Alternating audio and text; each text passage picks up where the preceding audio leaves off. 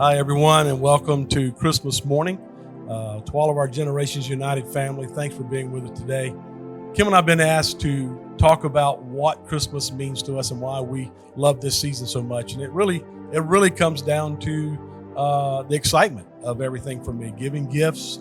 I love giving gifts to Kim and our kids and our grandchildren. The grandkids really kicked up our Christmas a lot, and we're loving that. And to be real honest with you, I like receiving gifts as well, but giving is a big part of it. Kim and I have been together. This is our 42nd Christmas, and we love it, and we love one another, and we hope that you enjoy the day. So, maybe what does Christmas mean to you? Well, I think what I like about Christmas is I like the beautiful lit trees. They bring a warmth to the atmosphere of the home. I like the various lights just around the house, the candles lit, whatever it is, anything that brings warmth to the atmosphere. I love it. And I do like giving gifts. I love stocking stuffer shopping. That's probably one of my favorite. And because I can surprise you every now and then, even though you know basically what you're getting for Christmas, I do surprise you. And I do like the looks on the faces of my kids and my grandkids when they open their gifts. And it's just coming together as a family and enjoying the warmth of the home, the food, the funny stories, the funny movies, the Christmas carols. I just like what it's all about. But I do also like the focus that we can celebrate one of the greatest things about Christmas, and that's the birth of Jesus. We hope that you'll join us today. Gather the family together. Our worship team's coming. They're going to lead us in some worship. Let's make sure that today we put Jesus Christ first, because he is, it's cliche, but it is true. He is the reason for the season. So join us now in a time of worship with our worship team. Come on.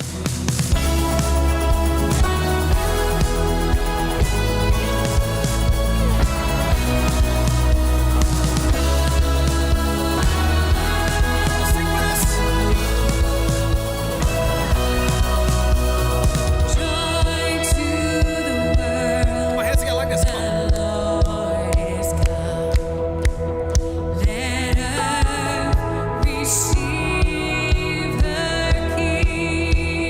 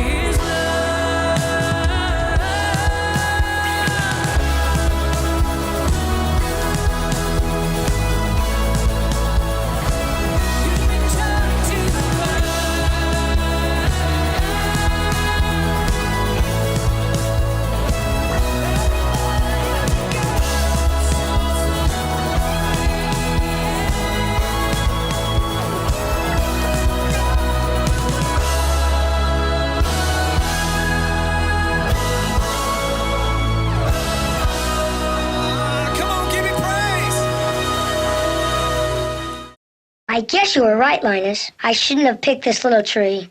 Everything I do turns into a disaster. I guess I really don't know what Christmas is all about.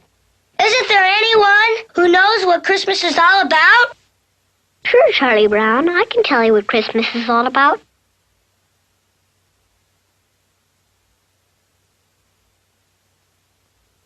Lights, please.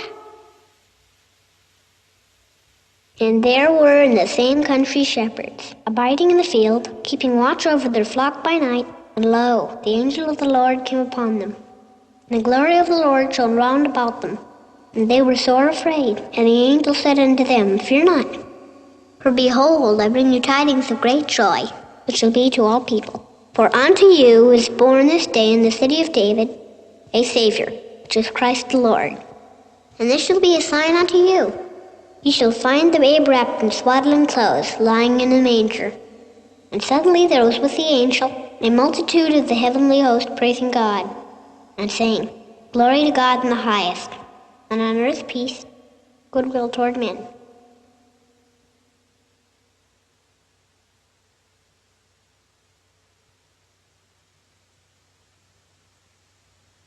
That's what Christmas is all about, Charlie Brown. I just love that video so much. One of my favorites. You know, when God wanted to show us what he was like, he gave us the gift of a son, a little baby, to encapsulate everything that God wanted us to know about what he was like. His love, his mercy, his joy. He didn't just send us an epistle, like he took on epidermis. So God became flesh and moved into the neighborhood. I want to read just a brief passage of scripture this morning. In John 1:14, it says, the word became flesh and blood and moved into the neighborhood.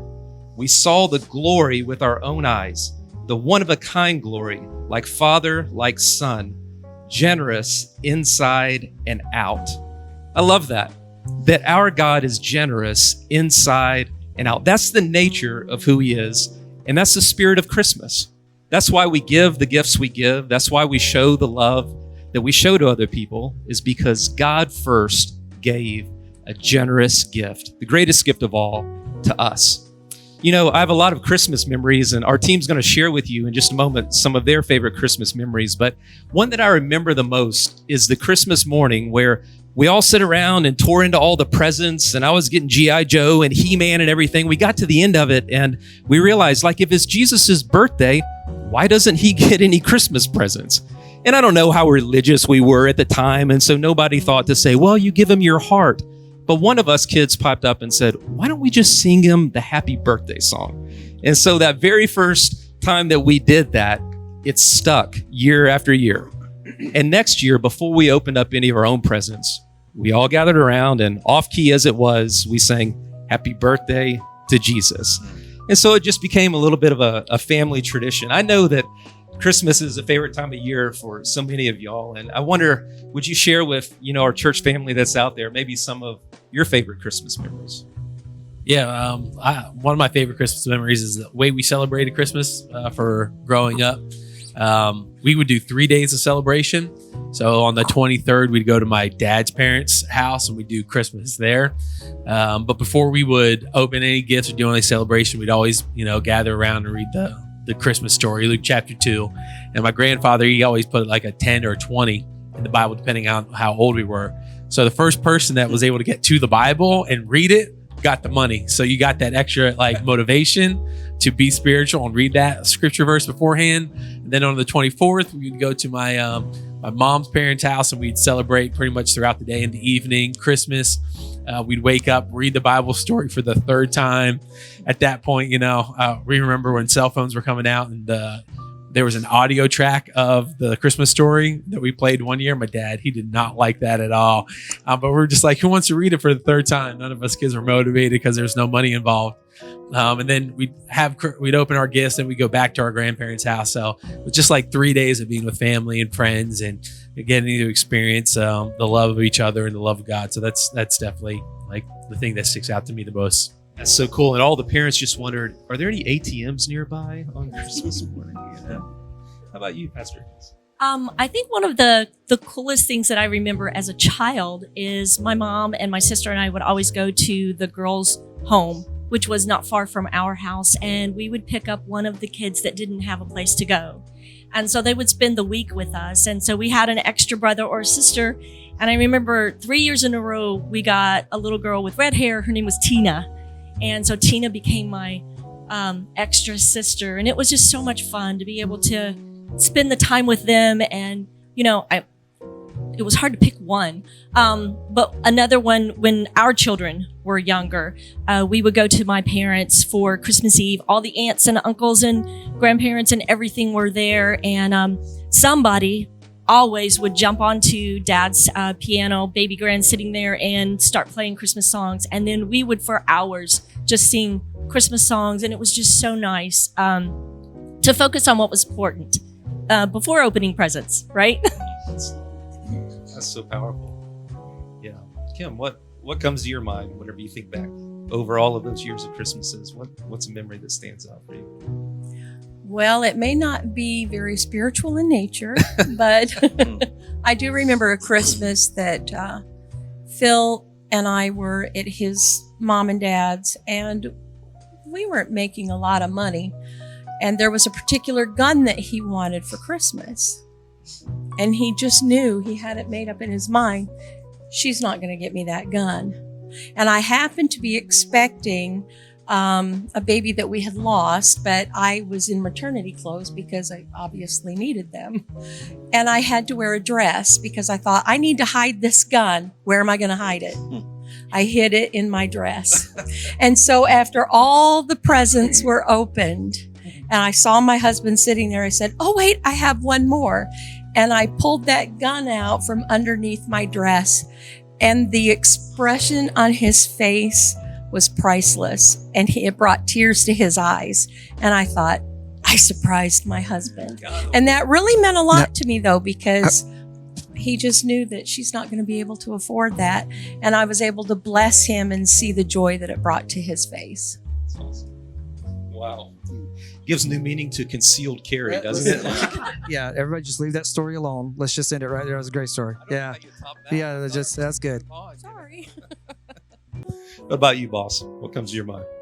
I think honestly, it's the first Christmas that Kim and I spent as husband and wife, and not because it really turned out fantastic, but because it was a disaster. Actually, we were in Atlanta working in a church in Atlanta, and we had gone outside of the city, cut our own Christmas tree down. Kim had decorated the tree, and we had gone somewhere one night to something at the church. And when we came home, we had two little Shetland sheepdogs that were puppies, and they had gotten into our Christmas tree and absolutely destroyed it. There Angel was hair Christmas bulbs strung all there up were the Christmas steps. tree everywhere and dog stuff everywhere, and it was an absolute nightmare. And I made the newlywed idiot redneck husband mistake of saying, it's just stuff. We can get some more stuff. And not realizing that most of the things that Kim had put on the tree were things she'd been saving since she was a little girl, and she'd made a lot of it. And I was just an idiot. And, so, I remember that Christmas very, very vividly. But not because it was, everything went like clockwork, but because it was so disastrous. We stand in a long line of people who've had disastrous Christmases. If memory serves me right, it seems like the first Christmas was a bit of a charade. They're ending up in a stable, and the Son of God in a manger. Doesn't. If you've ever had a Christmas that didn't go according to plan, it means you're living right or something. So Right. yeah. What about you, Charlie? So for us, obviously, there's many childhood memories that are great. Growing up in a Christian home, we always did a really good job of making Christ first, and just obviously lots and lots of great memories growing up with Christmas. Fast forward to getting married and being in the ministry as a worship pastor.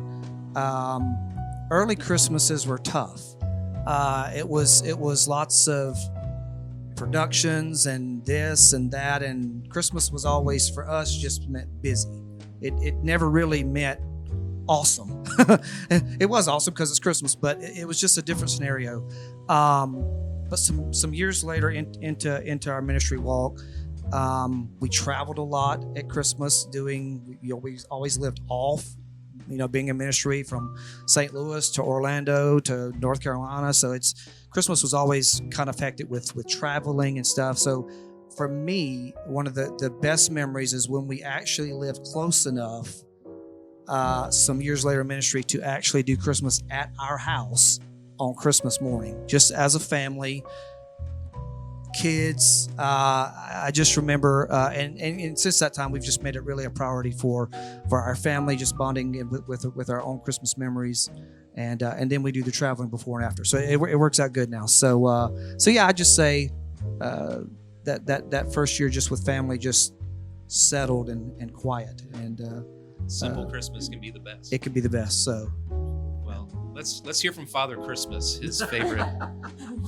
memory. Yeah, I mean, Christmas has always been a special, time in our family. My parents, my dad especially, it was his absolute favorite time of the year. And I've definitely been contemplating things.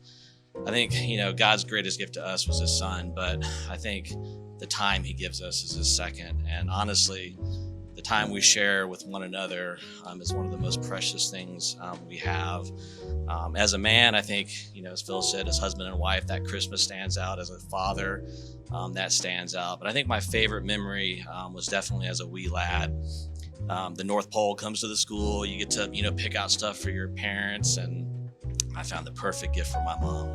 I still remember to this day, it was this little heart pendant with a diamond in it. And I was convinced this was a real diamond. And I knew my mom loved diamonds.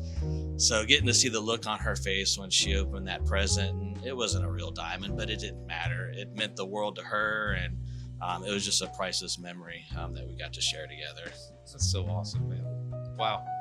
So just to go rapid fire for a minute, all right? Because I want to hear from you some things that you think about maybe your, let's say, have any of you ever re-gifted a present? Have you ever received you're the first at the altar, Pastor Phil. I would not have pegged you. I live transparently. Okay, all right. So what was a present that you re-gifted? It's a gift card.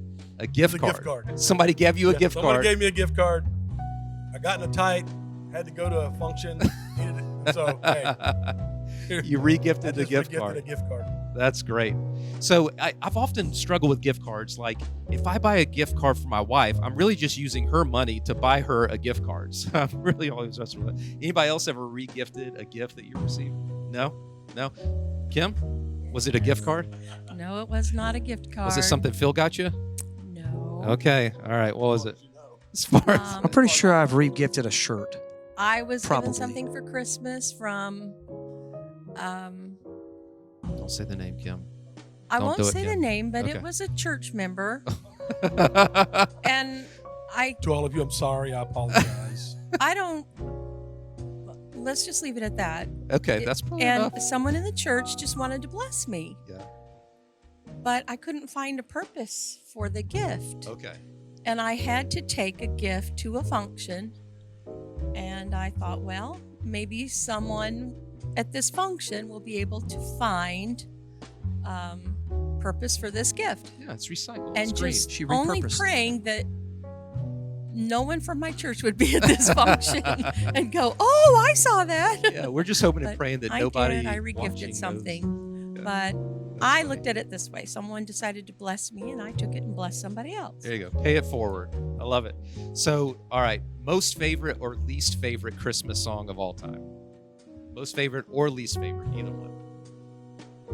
And for me, least favorite, I get slack for this. Mary, did you know? I just don't like that song. I was like, of course she didn't. She did know. Any of she yeah, didn't. she didn't know. Well, I Yeah. ask those questions. That always drives me crazy. Have Yourself a Merry Little Christmas. Definitely one of my favorites, especially like from Sam Smith. I love his voice. So like that one, Jingle Bell Rock. Those are some good ones, some good classics. I mean, Mariah Carey, All I Want for Christmas, My least favorite. best one I'm with you. of all Ken. time. I'm with you. I mean, I'm sorry. just saying, It's your most favorite Christmas song. it's up there. Awesome. My wife's like, he hates that song. What's your favorite, Phil? My favorite is Grandma Got Run Over by a Reindeer. That is my favorite Christmas song. I know it's warped, but it's no more warped than Ryan not liking Mary Did You Know. So, I mean, we're a team of misfit toys. Yeah. But yeah, no, I love Grandma Got Run Over by a Reindeer. Yeah. Anybody else? You got a favorite, least favorite? My least favorite would have to be the hippopotamus song. I mean, what? I do not like. How that does it one. go? I've literally never even heard this song. How does What it a go? hippopotamus for Christmas, yeah. I've never heard. I've never heard that song ever in my life. Oh, nah. Yeah, I don't like that song. I've never even heard that song. I don't even know.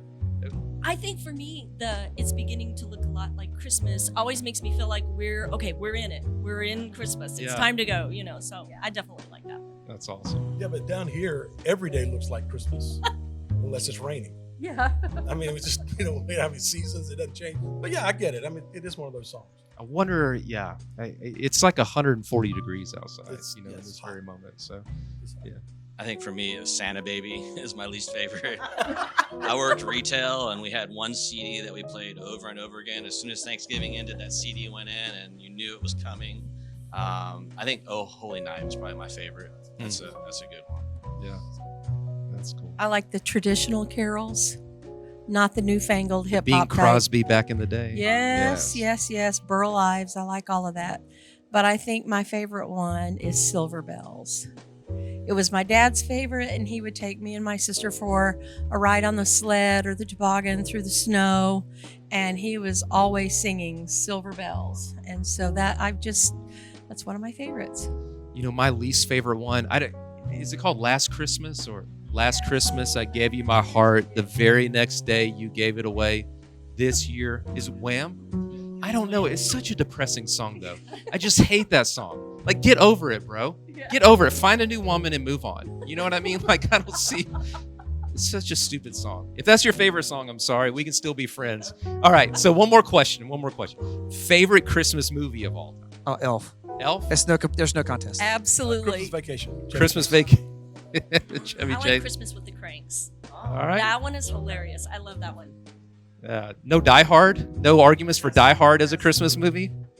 Elf 2, I speak that prophetically. Elf 2. Hey. It's coming. It's coming. In production. Home Alone is still up there. Oh, there you Elf go. and Yeah, Home the Alone to me classics, are yeah. like There right. you go. Those are the top two I watch There every you year. Well, now you've got some questions to ask one another as you're sitting at lunch with your awkward uncle or your cousin. You can't remember her name or whatever. Just ask them. What's your favorite Christmas song or movie? Well, as we wrap up our time together, Phil, is there anything as we move through today and on into the new year? Anything that you want to leave us with today? Yeah, actually, there is, Tommy. And when Tommy asked me to kind of close us out today, I was just kind of thinking about something just kind of real quick that I could say to kind of give you something to think about this Christmas day. Isaiah 9 tells us that, and I've got it here on my phone so I don't mess it up. But it says, to us a child is born, to us a son is given. The government will be on his shoulders and will be called Wonderful Counselor, Mighty God, Everlasting Father, Prince of Peace. And I think if I could say anything to you guys and maybe ask you some questions today, and it's for you to think about, what are you looking for this Christmas? Maybe you're trying to process something, a decision or a situation that you're in, and you're in need of a wonderful counselor. Maybe you're feeling like you've kind of reached the end of yourself, and you're looking and you need God to just show up in a way as the mighty God. Maybe that's what it is that you need. Or maybe you're not able to be with your family or your loved ones, or maybe you've lost someone this year and you need the everlasting Father. Or maybe your thoughts are just in turmoil and there's a war going on in your mind and you're in desperate need of the Prince of Peace. I just want to tell you today, that's what today is really and truly about. We can laugh and have all the fun we want to, and that we should do that. But we have today a son, a child, that is the Wonderful Counselor, the mighty God, the everlasting Father, and the Prince of Peace. And he is with us in this moment. Emmanuel, God with us. That's powerful. Yeah. Well, Generations United, we love you. We're so glad you got to worship with us this morning. We hope that you'll join us in person on January the 1st. Let's kick off the new year right, and it's going to be a powerful worship service. And if you want to, as we move into the new year, if you look back over this year and you just see how the Lord has blessed you, if you want to give a year-end offering, you can do it through all of the normal ways. They'll just pop up on the screen right here. And we're grateful for all of you. And we want to know that we love you. We bless you. We hope you have a wonderful Christmas. And we'll see you in a brand new year. Have a good day.